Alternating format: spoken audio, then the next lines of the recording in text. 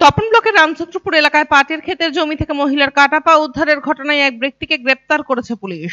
মহিলার খুনের ঘটনায় অভিযুক্ত গ্রেপ্তার হওয়ায় ওই ব্যক্তির নাম সাদ্দাম সরকার। এদিন অভিযুক্তকে বালুরঘাট আদালতে তুলে 14 দিনের পুলিশ হেফাজতের আবেদন করে পুলিশ। উল্লেখ্য, গত পরশু বিকেলে তপন ব্লকের তরিয়ট এলাকায় জমি থেকে এক মহিলার পায়ের দেহাংশ উদ্ধার হয়। অপরদিকে এলাকা থেকে কিছু দূরে কার্তিকপুর পশ্চিম নিমপুর এলাকায় সুলেখা বিবি নামে এক গৃহবধূ গত 18 তারিখ থেকে নিখোঁজ হন। পরিবারের লোকেরা জুতো দেখে ওই মহিলাকে শনাক্ত করেন। গতকাল মৃতের পরিবারের লিখিত অভিযোগের ভিত্তিতে তপন থানার পুলিশ তদন্তে নামে। তপনের মহিলা খুনের ঘটনায় তদন্তে নেমে চাঞ্চল্যকর তথ্য উঠে আসে পুলিশের হাতে। খুনের পর ট্রাক্টরে রোটাভেটার দিয়ে দেহাংশ কাটা হয়েছে বলেই প্রাথমিক অনুমান পুলিশের। এরপর এই দেহাংশ জমির নানা জায়গায় পুঁতে মাটিতে মিশিয়ে লুকিয়ে রাখা হয়। বিবাহ বহির্ভুক্ত সম্পর্কের জেরে এই খুন বলেই অনুমান।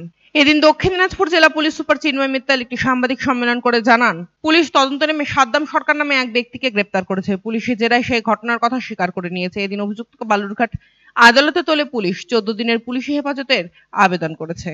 परसों दिन 21 जून गत 21 तारीखे বিকাল 5টার সময় তপন পুলিশ থানার কাছে একটা ইনফরমেশন আসে কি গ্রাম তারিয়ট অঞ্চল রামচন্দ্রপুর ওখানে সাদ্দাম সরকার সন অফ আব্বাস সরকারের খামার বাড়ি আছে ওর জমির কাছাকাছি কিছু দেহাংশ উদ্ধার হয়েছে।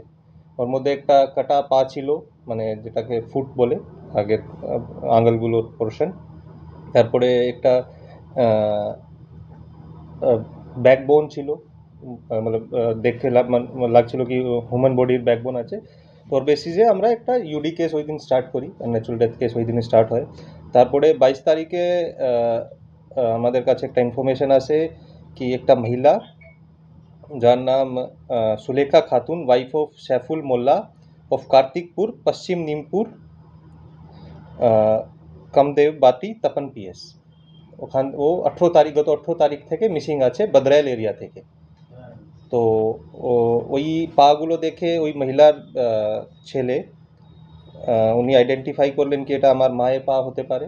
তারপরে ওই মহিলার কাজন হয়ে উনি একটা কমপ্লেন কালকে আমাদের কাছে দিয়েছেন কি এই সাদ্দাম সরকার বলে লোকটা ওর বোনের মার্ডার করেছে, ওর বডিটা লুকিয়ে রেখেছে। তো ওর বেসিসে আমরা একটা কেস স্টার্ট করি, case number 289, Tapan PS case number 289 dated 22 June 2024। ওর বেসিসে আমরা ইনভেস্টিগেশন স্টার্ট করি।